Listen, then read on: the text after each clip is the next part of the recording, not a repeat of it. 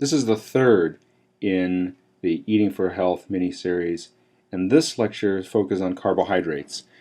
In the last mini-series of lectures, which is Basic Introductory Nutrition, we started here talking about the difference between starches that are mainly glucose with the digestible calories in vegetables, fruits, and in sweets, which are sucrose. Even though vegetables are not sweet, the digestible calories in vegetables are the same as table sugar, which is the same as what's in fruits. Most of the carbohydrates in vegetables are bound up as fiber. We poop them out, and it improves health. But broccoli is just as high in calories as cake is. It's just that it's in the form of fiber instead of digestible sweet sugars.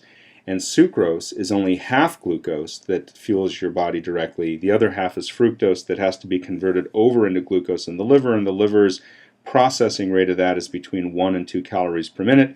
So if you have fast digesting sucrose sources like orange juice, cake, candy bars, then you're going to overload your liver, end up with a lot of cholesterol and triglyceride production from the sugars that you're eating. So your cholesterol levels will go up even if you're not eating any animal fats that have cholesterol in them at all. So even if your diet is very low in cholesterol, you're going to produce a lot of cholesterol from all this fructose.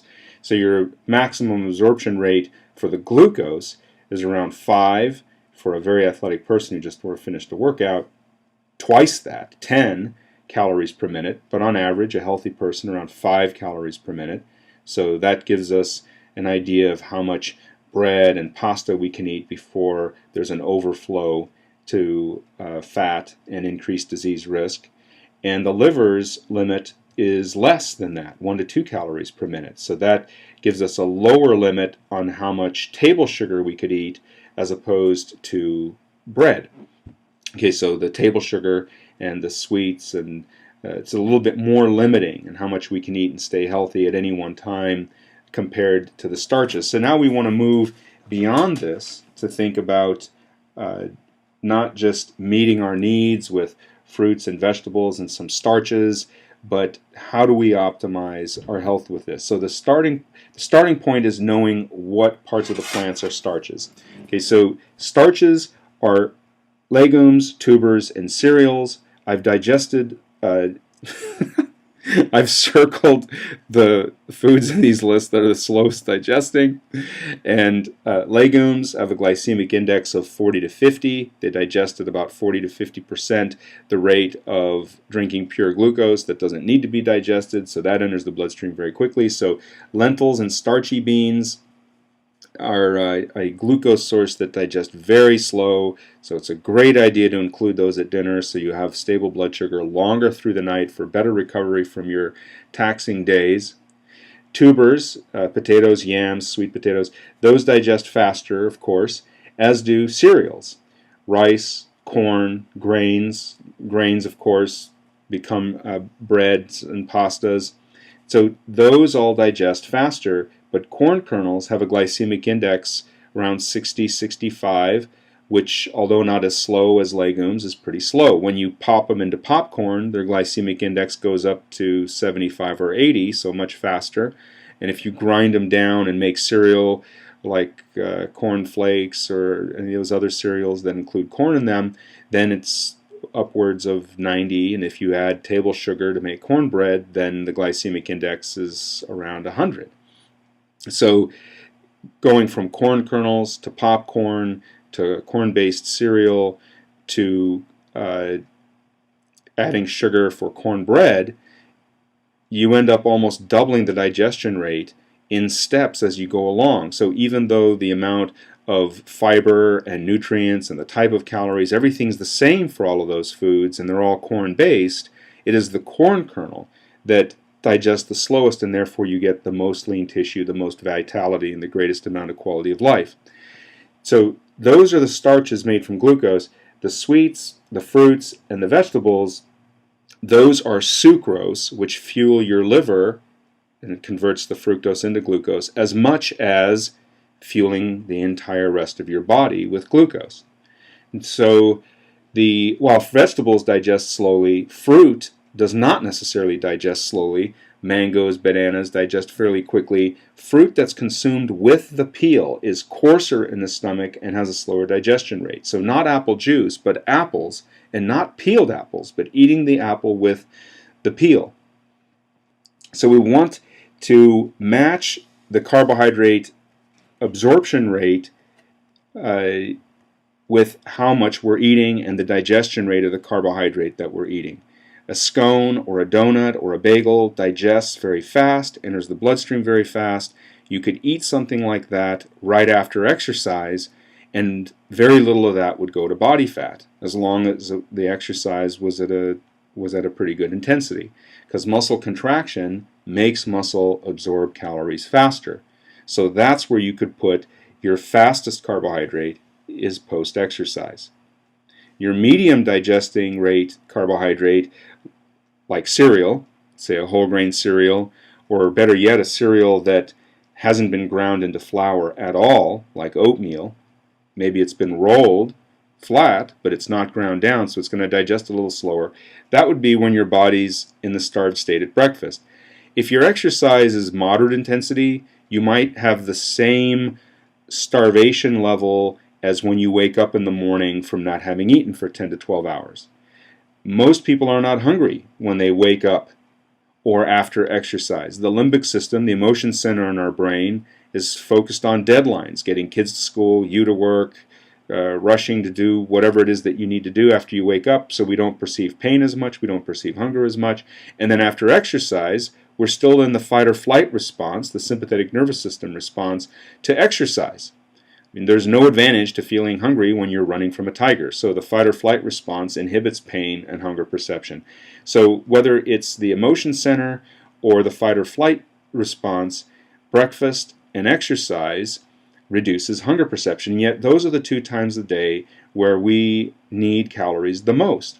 And you would put the carbohydrates that digest the fastest where your lean tissue is absorbing them the fastest. So you'd put the fastest digesting carbohydrate right after your exercise, the medium digesting rate right after sleeping, and then you'd have slow carbohydrates at all other times.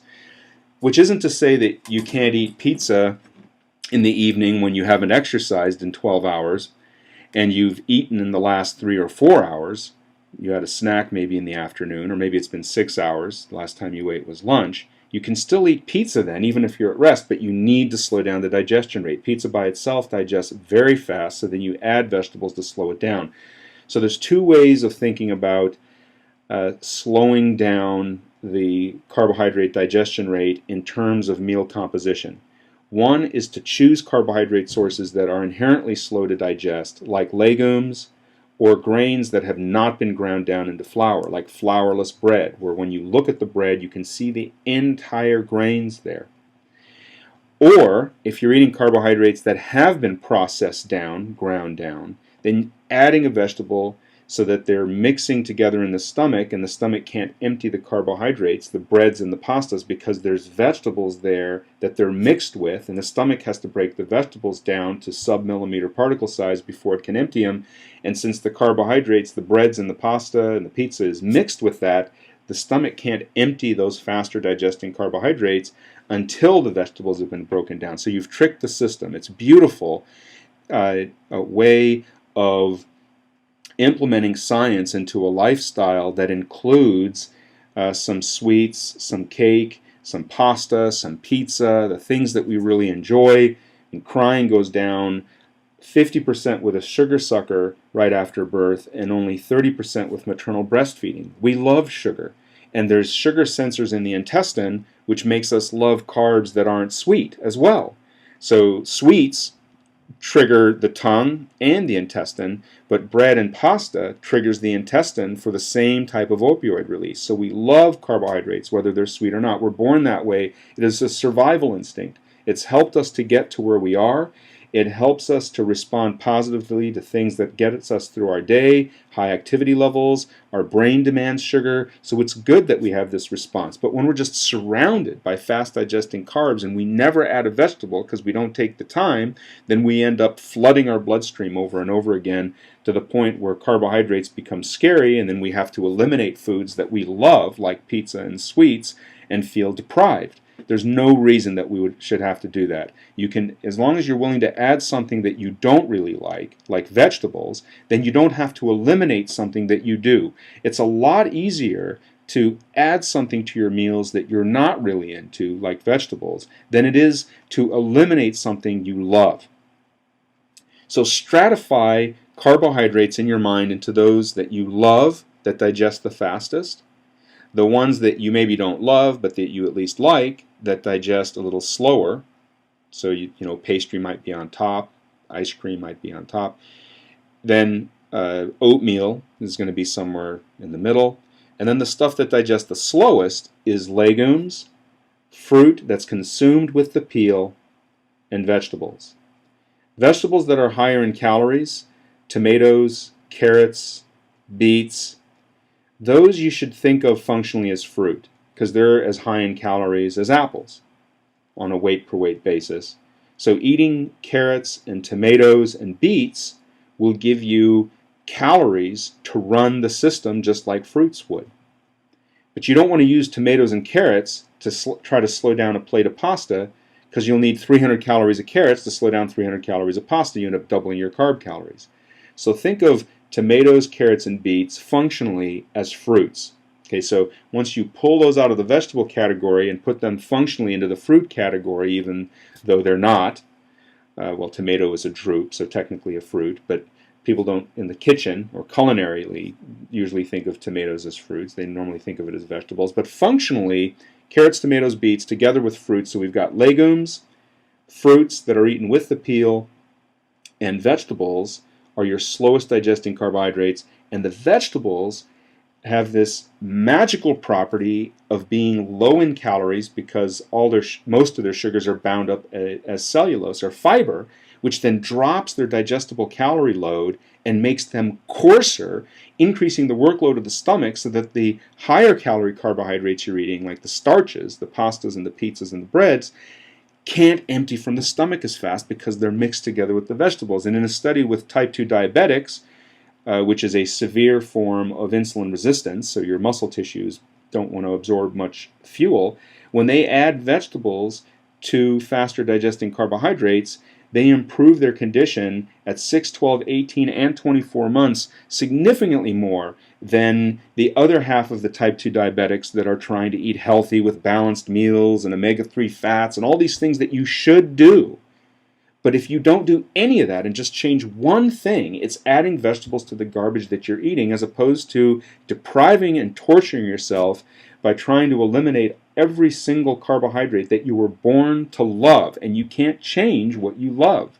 So you should make the foods you enjoy the centerpiece of your nutrition and then use science to implement ideas to slow down the digestion. So whether you're cutting your carbs in half or just eating the slowest ones or spacing them out in smaller increments like 6 small meals a day as opposed to 3, or doing it all with just a few meals but adding enough vegetables so that they digest slow enough that your body experiences it as if it's a half dozen smaller meals. Like when I eat pizza, I have 4 pieces of pizza and 4 salads. 1 salad per piece of pizza. I even put the pizza on top of the salad like dressing. So my nephews, if we go eat pizza, they can see that and they're like, wow, it's like dressing. Yes, exactly.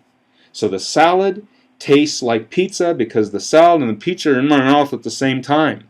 I don't try to add 1,000 calories of dressing to get 4 salads down. There's already plenty of fat on the pizza, and that's not unsaturated fats. I don't want to add 1,000 calories of unsaturated fats to compensate for all the saturated ones. The meal's already 1,500 calories. But it takes 6 to 8 meals to digest the meal. I know that because my stomach feels full 6 hours later because there's so much salad slowing down that pizza. So what my body experiences is the equivalent of 1 piece of pizza every 1 to 2 hours if I was to take the pizza home and every 1 to 2 hours eat a piece. With enough salad, the body experiences the same thing. So yes, I'm overeating, but no, I'm not increasing much body fat, and I'm not falling asleep afterwards because of the blood sugar rising and then the insulin plummeting it back down because the rate that it came into the bloodstream was too fast. So don't just ask yourself the question, am I eating enough calories or am I eating too much calories? Because if you skip breakfast and then overeat at dinner, you might end up with less calories than you need, but getting fatter at the same time because you lose muscle mass when you don't eat calories, proteins, some carbohydrates, and then at the end of the day it floods in too quickly and you get fatter. So the combination of losing muscle mass from undereating and then later increasing body fat from overeating is a combination that is going to effectively accelerate the loss of metabolic rate as much or more than is happening with aging after 40 to 50 years of age. So you're going to accelerate that by more than a factor of 2 just by having too many calories at the end of the day as opposed to spacing them throughout the day. Overeating fats and proteins actually makes you less hungry 2 to 3 hours later. But overeating carbohydrates will roller coaster your blood sugar up and then down to make you eat more. So carbohydrates are unique in that. Overeating them leads to eating more, as opposed to overeating protein and fats, which reduces your hunger, so later you'll eat less. So carbohydrates are the trickiest, and to solve the problem, you separate the carbohydrates that you enjoy eating, that you like to eat, into 3 categories. Fastest digesting after your exercise, within the hour, hopefully within 10 minutes, but at least within the hour. Medium digesting when you wake up, and then the slowest digesting at all other times in your day, which isn't to say you can't eat a fast digesting carbs at all other times of your day, just that you need more vegetables to slow them down. So like 3 to 4 times the volume of vegetables than the starches.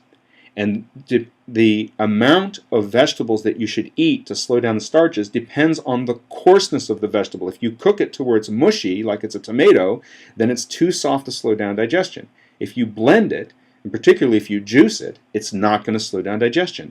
It has to be crunchy in your teeth. So to know whether a vegetable is slowing down the digestion rate, you put it in your mouth and you chew it. Yes, it's crunchy. So does cooked asparagus slow down digestion? No. When you put the asparagus in your mouth, mush, soft, doesn't slow down digestion. So you want to cook your vegetables to get more nutrients out of them. So you're going to fight more cancer, you're going to fight the aging rate more from the antioxidants getting in if you cook everything 10 to 60 minutes, depending on the vegetable we're talking about. But to slow down digestion rate, to reduce metabolic disease, to reduce body fat, to improve the stability of your blood sugar so you're more mentally alert, for that you'd eat a raw vegetable, and it wouldn't matter if it was celery or broccoli. Celery doesn't have any nutrients, but it slows down digestion rate just as much as broccoli. So when it comes to reducing digestion rate, it doesn't matter whether there's nutrients in the vegetable or not. Celery works just as well as broccoli. What matters is that it crunches in your teeth. Yes, I hear it crunching. It's going to slow down digestion. So if it's crunching, then 2 times the volume of your starches or the higher calorie carbohydrates you're eating probably is all you need. If you've cooked a little bit more so it doesn't crunch as much, you probably need 4 or 5 times the volume. If it's really soft, then you'd need even more. Leafy greens have a lot of airspace. So it's the compressed salad that you're using 2 or 3 times the volume. Once it springs out because you haven't compressed it, you'd need like 5, 6 times the volume. I mean, when I'm eating pizza, I probably have 10 times the volume of the pizza crust as vegetables. So fastest carb without a vegetable right after exercise. Medium right digesting rate right when you wake up. Hopefully something that was not produced from flour, so oatmeal is better than most of your commercial cereals. And slower carbs at all other times, which means corn kernels or legumes, fruits with the peel, and vegetables. And when you're eating faster carbs, keep your ratio a few times higher volume of vegetables that have some crunch in your teeth compared to the volume of the starches that you're eating.